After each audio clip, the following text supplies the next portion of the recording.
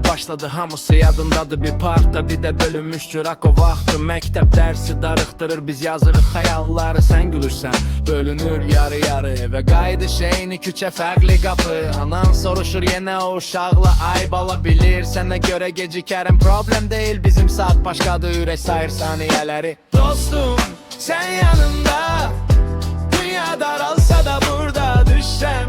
Kaldırsan kafede adın yazılıp taleyime kardeşim.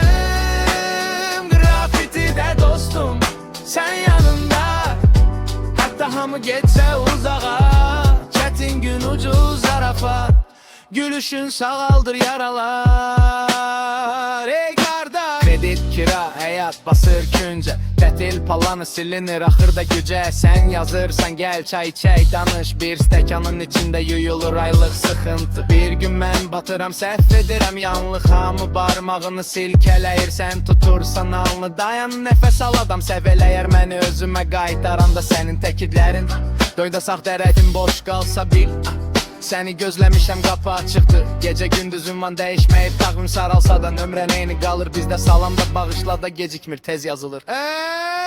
Dostum sen yanımda, dünya daralsa da burada düşsem. Kaldırsan kafede adın yazılıp taleyime kardeşim. Grafitide dostum sen yanımda, hatta hamı geçse uzağa. Çetin gün ucu zarafat, gülüşün sağaldır yaralar. Ey kardeş, pul sayılar, şan sayılar, ad unudular. Kim qalı baxırda birər iki qucaq. Sükutda soruşan adam necəsən, doğulundan cavab gözləyən, qaçmayan o da səndən qalalar.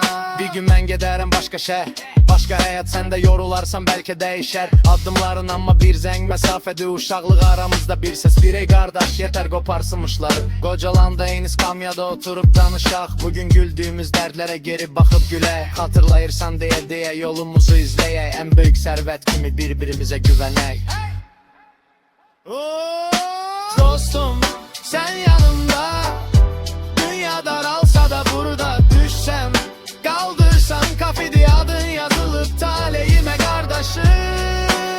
Grafitide dostum sen yanımda, hatta hamı geçse uzağa. Çetin gün ucu zarafa, gülüşün sağaldır yaralar.